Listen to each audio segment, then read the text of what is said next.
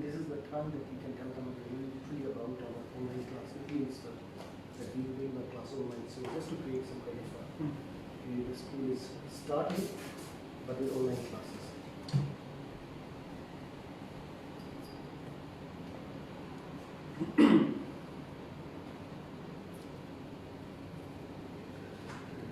Seconds, let's build up.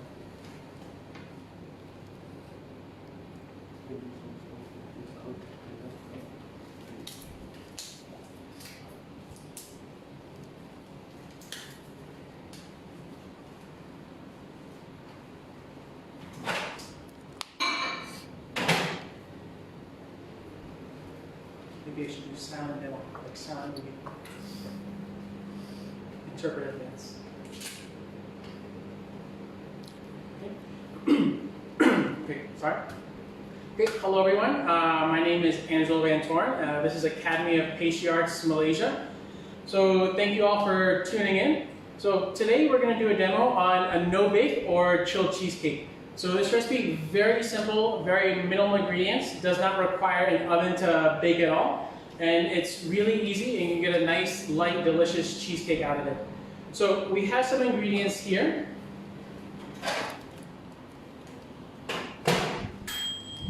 So first, for the crust, which is the first thing we're going to do, we have some melted butter, and we have here is digestive biscuit.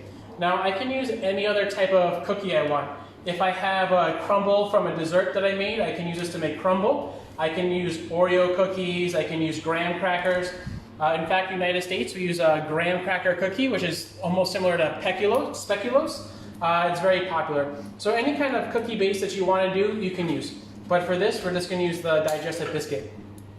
For the actual cheesecake itself, we have our lemon juice and orange juice. In the recipe, it calls for 1 lemon and 1 orange, juice and zest. So I have the zest inside, as well as I juiced that same lemon and same orange to make for the juice. This is just for the flavor of the cheesecake. I can also, if I want, I can replace it with more cream, get more of a creamy cheesecake, if I don't want that kind of orange or lemon flavor inside. Here I have cream cheese. Here I have the gelatin, which will set the cheesecake. This gelatin's already been bloomed in 5 times the amount of water.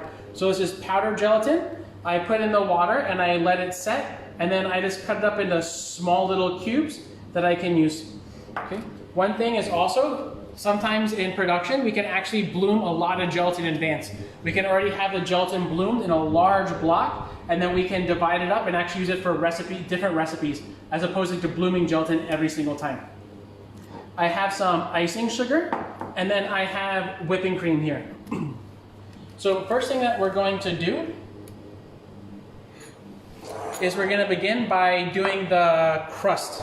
Okay. The cheese I'm just going to put into the mixer just to give myself a little bit of space, but I won't start. So here I have the digestive biscuit, which has been crushed up, and I have my melted butter. So I'm going to put the melted butter into the digestive biscuit and then mix well. So once we chill it, the butter will set and it's going to hold the whole base together.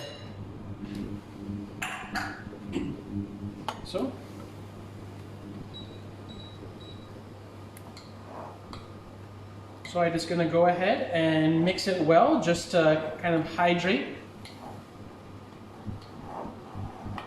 all of the digestive biscuit.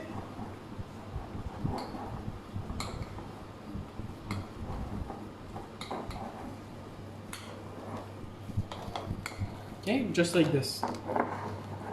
And again, you can use some other cookie. You can use Oreos without the cream, just the actual Oreo cookie itself. Graham crackers, speculoos cookies, any other kind of cookie you like, you can just break it up and put inside. Also, like I said, if we have some kind of crumble or streusel that we made for maybe a muffin topping or a plated dessert, we can use this as well. Now I'm going to go ahead and make the crust for the cheesecake. Here I have one cheesecake that's already done, and here I have one crust that's already finished. But here, I'm just going to make it. There's nothing done yet. So on the inside, I have a piece of acetate, which is a plastic that we use for the pastry, for chocolate decorations and also putting around cakes. What this is going to do is it's going to make it much easier for me to unmold later. And then also it's going to make it so it unmolds nice and clean. Without this, I could put just inside the ring is fine, but then maybe I might have to use, after freezing, I might have to use a torch or something to help remove it. This, I'll be able to slide off the ring like I did here, and then just remove the plastic. So what I'm going to do is I'm going to take my base mixture, I'm going to put it into the ring that I'm using, and then I'm going to press it down flat. Just like I have this one here. So you can see the step. This is the finished one. And it looks a different color because it's cold and set already. So I'm just gonna press the base inside first, just even it out with a spoon a little bit.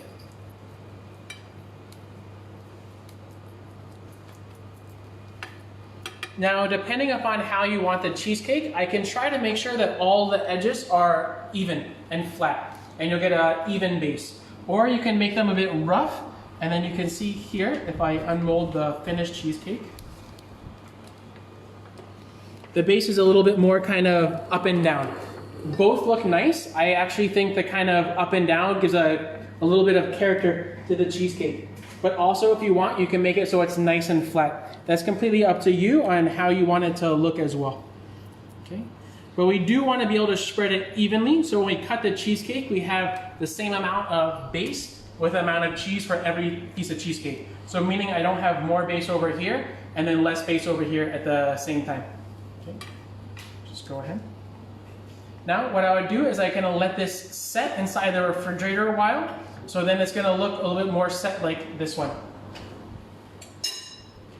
So that part is done. Now we can go ahead and we can begin to start making our actual cheese mixture. So here inside the KitchenAid bowl, I have a paddle and I have the cream cheese. Now this can also be done by hand. We basically have to cream the cheese and we have to cream the icing sugar as well. Now if you do this by hand, you're going to want to soften the cream cheese a little bit first, maybe in a microwave or over a double boiler, so it's easy for us to mix nicely. Using the KitchenAid is just going to make it more smooth, more fast, and even if the cheese is a little bit hard, the machine has the power to be able to handle. So I'm going to start mixing. Okay, so I'll soften a little bit first, and then I'll start adding in our icing sugar. I apologize if my voice is a bit hoarse today. I just finished an online lecture for our students for about an hour and a half of talking, so if you hear that, that's why.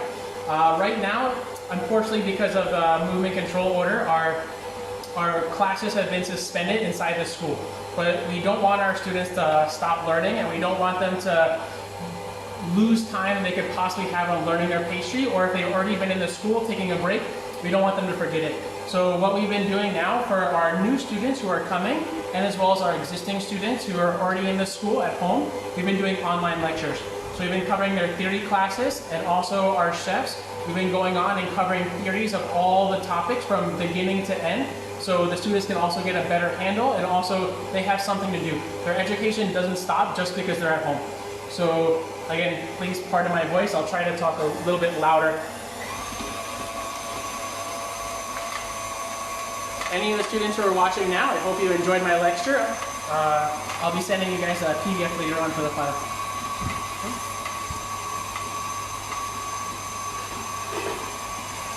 Okay. So now the cream cheese starts to begin a bit more creamy. So as always, scrape it down. You know, I know this is a real pain all the time to scrape the bowl. Also, I hate it as well. Don't think I like doing it, but it's very important. You know, if we don't scrape down the bowl, especially the bottom, we're going to have some parts of our mixture, no matter what it is, that are not mixed evenly. If you ever bake some kind of cookies at home, like some chocolate chip cookies, you have a few of the cookies are running down like a volcano. Most of the time it's because you don't mix well. you don't scrape the bowl. You have some part of butter or sugar that's not well emulsified. That butter or sugar inside that particular cookie is going to melt during the baking, and you're going to have uneven of the baking on different cookies. So scraping, it's a pain, but please take this kind of step. So now our cheese just begins to soften a bit. I'm going to go ahead and add in my icing sugar, also known as powdered sugar or 10x sugar. And I'm going to continue mixing until the batter is nice and smooth. We'll start slowly first.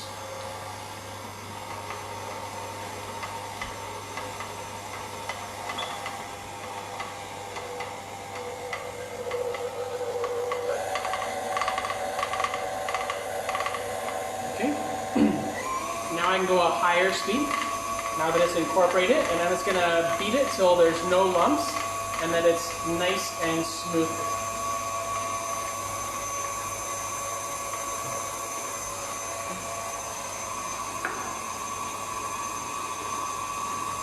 Also, while this is beating, I want you to know, if you have a chance for this live video and you watched it but you want to see it again, if you can't find it on our Facebook, you can also find it on our YouTube channel, Apka Malaysia. So search Apka Malaysia on YouTube. If there's something that you missed this video or you want to review it again, just go to our YouTube channel and you'll be able to find it there. So while this is going, I'm going to begin melting our gelatin in the microwave.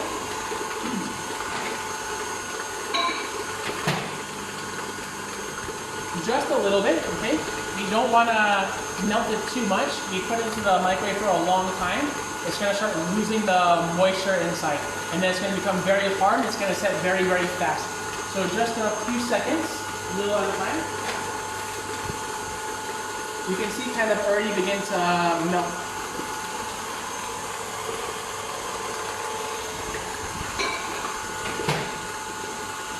Few more seconds. Also, my microwave, I'm not using a high heat. Not very often in the pastry we're using a high heat on the microwave to melt things, because again, things like chocolate or the gelatin, whatever, we can burn them very easily. So a little bit of patience and a medium heat for always is going to be a better option.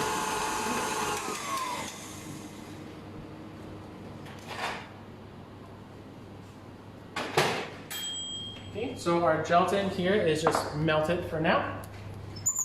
Now, here you can see that we've already beaten the icing sugar and the cream cheese mixture, so there's no lumps, it's smooth. Something else that you can notice is it actually becomes more white. This always happens during mixing. As we're incorporating air into whatever product that we're making, it becomes lighter in color because of the air incorporation inside. So the more that I beat it, actually my cheesecake is going to be a bit more whiter at the same time, but also lighter. When I say lighter, I mean the texture. The more air that I incorporate, the lighter the texture is going to be. The less air I incorporate in any product, the heavier the product is going to be as well. Okay. So I can go ahead now, and I don't need to mix this into the mixer any longer. I'm just going to clean off my paddle, get all that I can inside. So Chef Angelo, is actually an eggless recipe, you can say? Yeah, this recipe is also eggless, okay? I mean, vegetarian, okay, vegan, no, because we have milk and cream, but there's no eggs inside the recipe, okay? Unless you'll also want to count for your biscuit. Now, if your biscuit have egg inside, then of course you're gonna have eggs, but you can use something else that's not eggs. Oh, and sorry, actually we have gelatin inside, so it's not non-vegetarian also. But there are types of vegetarian-based gelatins as well that you can use. And as far as the gelatins go, they have different sources they come from as well. I mean, you can have pork gelatin, you can have beef gelatin, and you can have fish gelatin. Now in the school, we're using fish gelatin, okay, because pork and beef also have a bit of a religious issue with a lot of people, which is completely fine. So you can find different gelatins that can fit whatever your specific dietary or lifestyle need is. You don't have to feel set that you have to use some kind of gelatin. They have vegetarian base and also based on different sources. Okay, so now I have my cream cheese mixture. So I let this just sit for a second, and I'm going to begin whipping up my cream.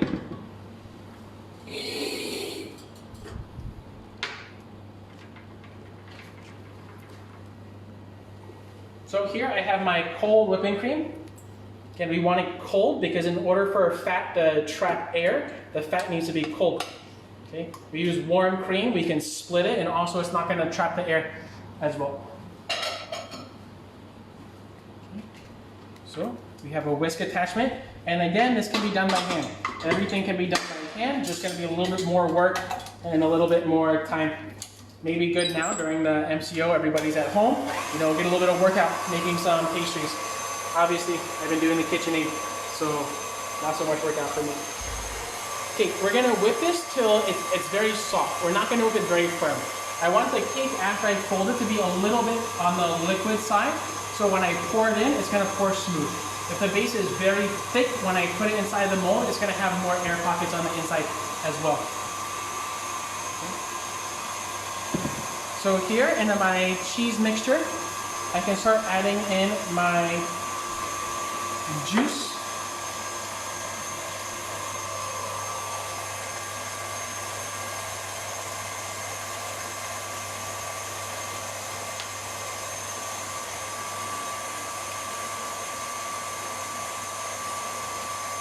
Now you want to be careful when it comes to acidity and dairy product.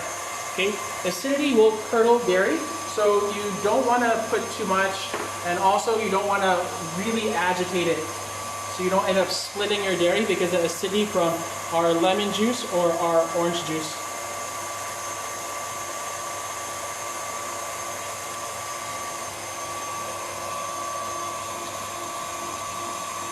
Is this orange juice is a fresh orange juice or you cook it? No, it's fresh. The recipe if you see our recipe, it calls for 1 lemon and 1 orange, zest and juice. So first I zested the lemon and zested the orange, and then I took that same lemon and same orange and I juiced it as well using a juicer by hand. Now if you don't want to use fresh, I mean of course you can use bottled orange juice or puree, and this is also fine. And like I said, if I didn't want the orange flavor, I still need to add some liquid to this, so it's going to be soft and liquid. Okay, I can't just take it out. So what you can do is actually you can add some whipping cream inside. The whipping cream or milk will keep that kind of milky flavor, not adding some orange flavor inside, and then it's still going to make it a bit more liquid. But acidity generally really helps. It helps flavor in general. A little bit of acidity at everything, even culinary, helps make all the flavors pop out. So by adding some orange juice and lemon juice and zest to our pastries or this cake, it's going to balance the flavor, not so much sweet, not so much fatty. A little bit of tartness really helps the palate for all of our pastries.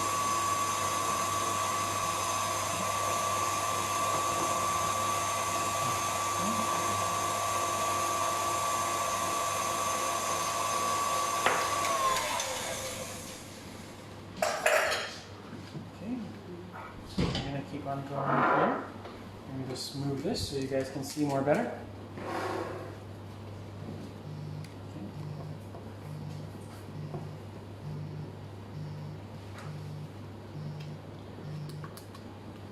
Okay, you see now that cheese mixture is actually quite liquid. Okay.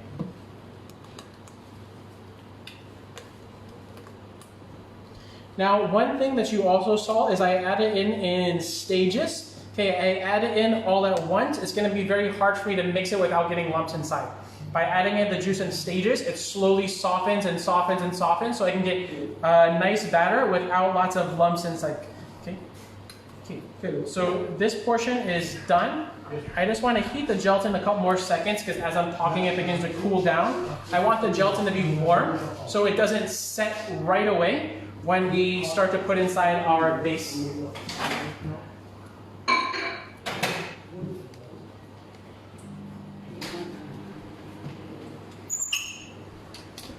Here you can see I have my cream. It's semi-whipped, okay? It's not whipped a lot. Again, if I start mixing this and I whip it very, very stiff, the batter is going to be more stiff when I fold it as well, which means when I pour it, it's going to be very hard for me to get a nice, smooth, even texture.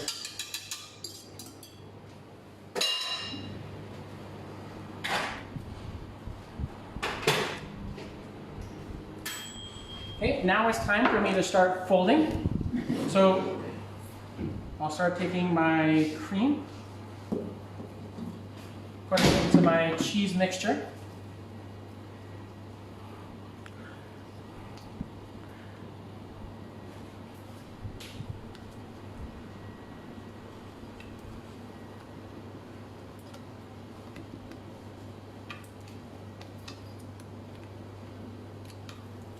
And begin folding.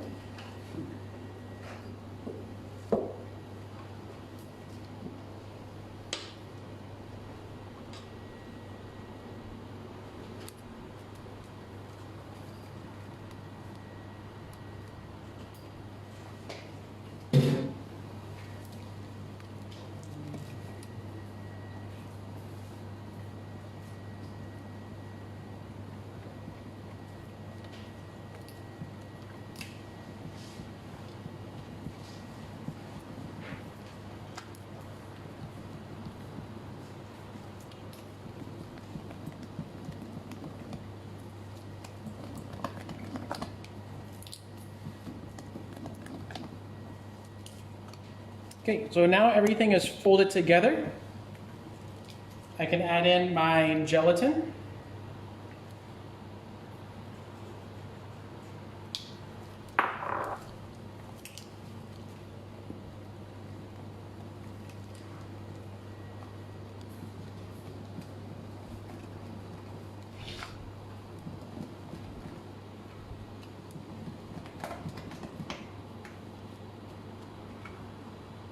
And now I'm ready to start putting it into my mold.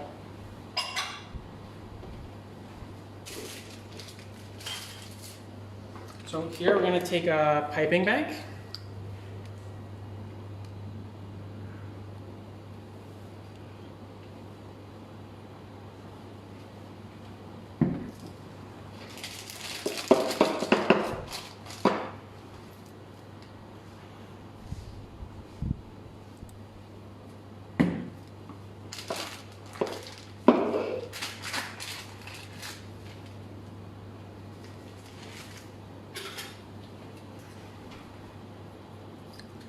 And I begin piping it into the one that is set.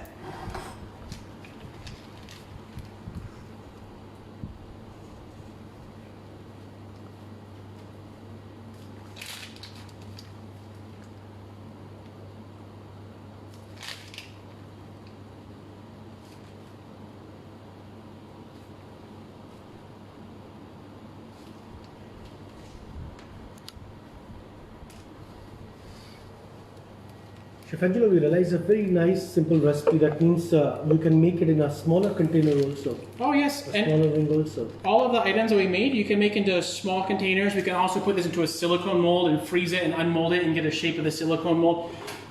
So we have a lot of options that we can do. So I just making this shape because I think it's nice, have a nice big cake once in a while, but also everything can be done in small amounts. Okay, so now I'm just going to start smoothing out the top of the batter. Now if you find that you're not quick enough to work with it and then your batter starts to become very firm because of the gelatin, you can actually warm this up a little bit. But as you warm it up, the cream will deflate. You're going to lose a little bit of the air inside.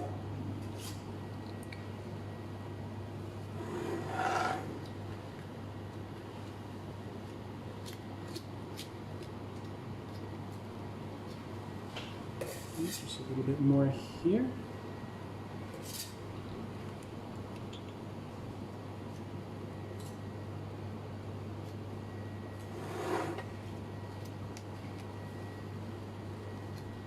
Chef Angelo, we have a quick question from Dubai. They're asking, can you add any filling into this mixture in case you want to add?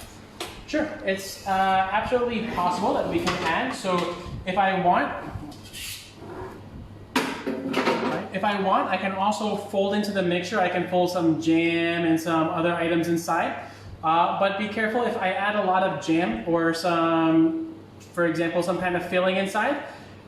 if I put too much inside, maybe that jam won't set. So I may have to adjust the gelatin accordingly. But also in this cheesecake, if I want to fold in some Oreo cookies, or I want to fold in some other kind of chocolate chip or anything into the cheesecake, or I want to add even some matcha powder to the cheesecake, you can adjust the flavor as well. There's no problem here. Okay. So at this point, I'm going to take the cheesecake, I'm going to let it set in the refrigerator for about an hour, let the gelatin set nicely, and then so it unmolds easily, I'll put it into the freezer. Okay.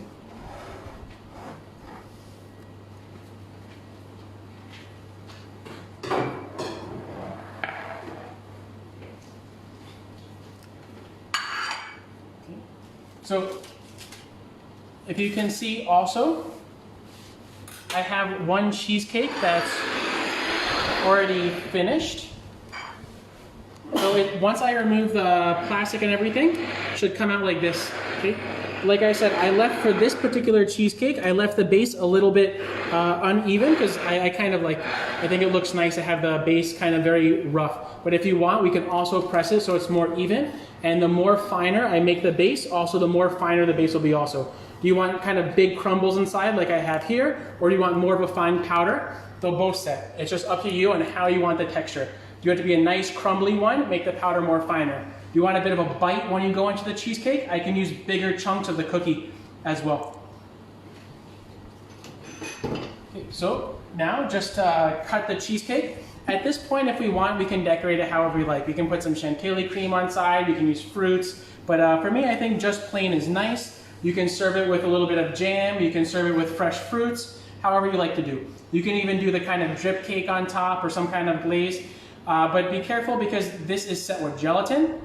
When we do decide to put something warm on top of it, we need to make sure it's frozen. It's very cold. This has already been sitting out to thaw for a while. If I take something that's hot and I pour on top, it's going to start to just melt right off the cake because the gelatin is what's setting it. We have a question from Turkey. Someone is asking that if they want to make a chilled mango cheesecake, can we use a mango puree into the mixture? Sure, or what sure. changes we need to do? Leaking.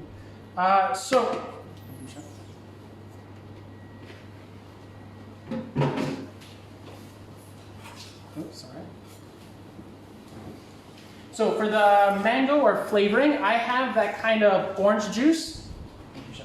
I have that orange juice or I have that lemon juice. I can replace that with some type of puree if I like as well. So I want to change that with a mango puree, or I want to change it with a blueberry puree. I can do this as well. I can also make the plain cheesecake, and then before unmolding it, I still have the ring as a border. I can put some mango jelly on top. I can serve it with mango jam. I can make the plain cheesecake and I put some cubed mangoes inside or some mango coulis inside as well. So there's very many ways you can do.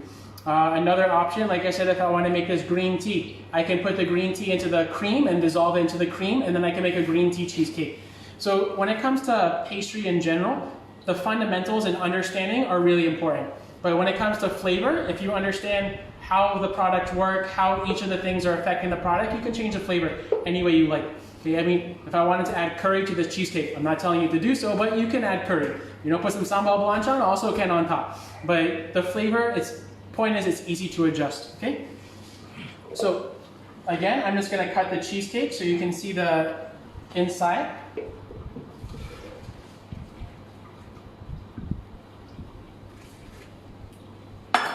So I have some warm water. I have a knife and a tissue. Warm water is just so that we can cut the cheesecake clean. Okay? We're not actually taking the wet knife and putting it into the cheesecake. We're just heating the knife with some water. We'll clean off the water so you can get a nice clean cut out of the cheesecake.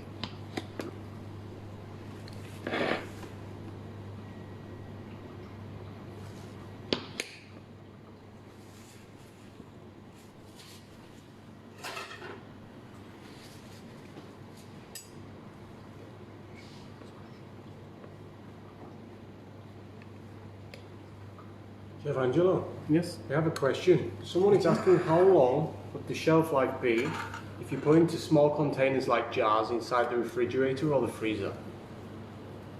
Okay, I'll explain two ways because they probably can't answer my question to them.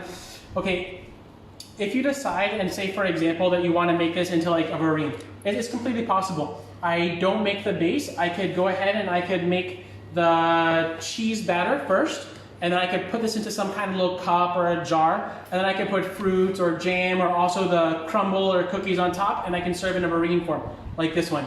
Maybe for like a hotel buffet or a gift, they can pick up and they can eat with a spoon.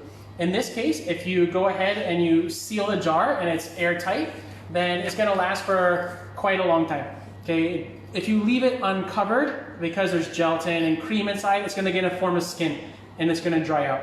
So shelf life, I say in a verine, okay, 2 weeks should be okay. But for me, I think it's always best to serve within a week all of our products. You know, I don't really promote to have something and leave it in the chiller, serve it 2 weeks later. Even when I worked in hotels for 2,000 banquets, we don't keep the product for that long as far as quality goes. The longer you keep it in the chiller or the freezer, they'll take odors or they'll start to take freezer burn from the freezer, but it is possible to stay for a long time, okay? Inside the freezer, I mean, keep it for a month, no problem inside the freezer. Just be careful when you take something in the freezer, especially also with gelatin.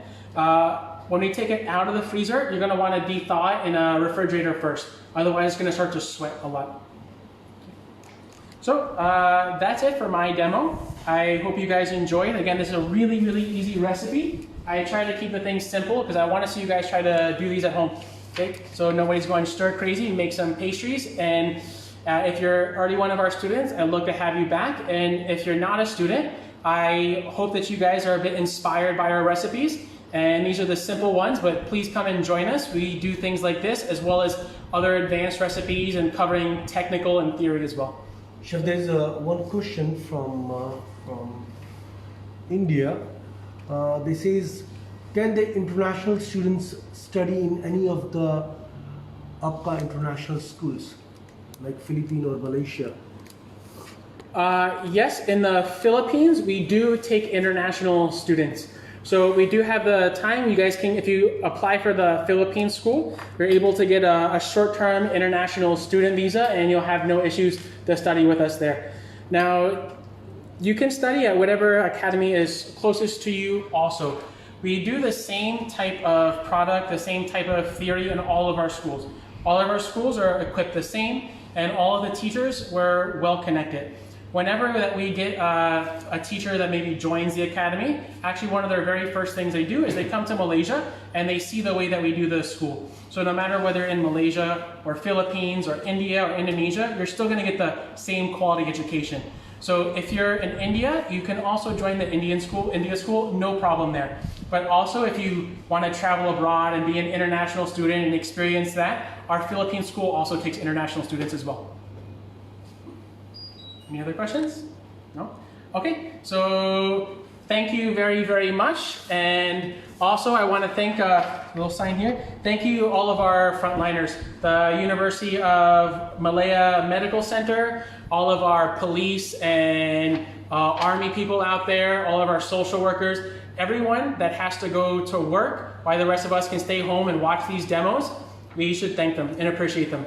Okay, post office also. Thank you, Post Laju. I really appreciate you for everything you do. Send my Shopee and send my packages out. Don't forget about the post office. Okay, so thank you guys. I hope you enjoy, and I'll see you next time on our demo.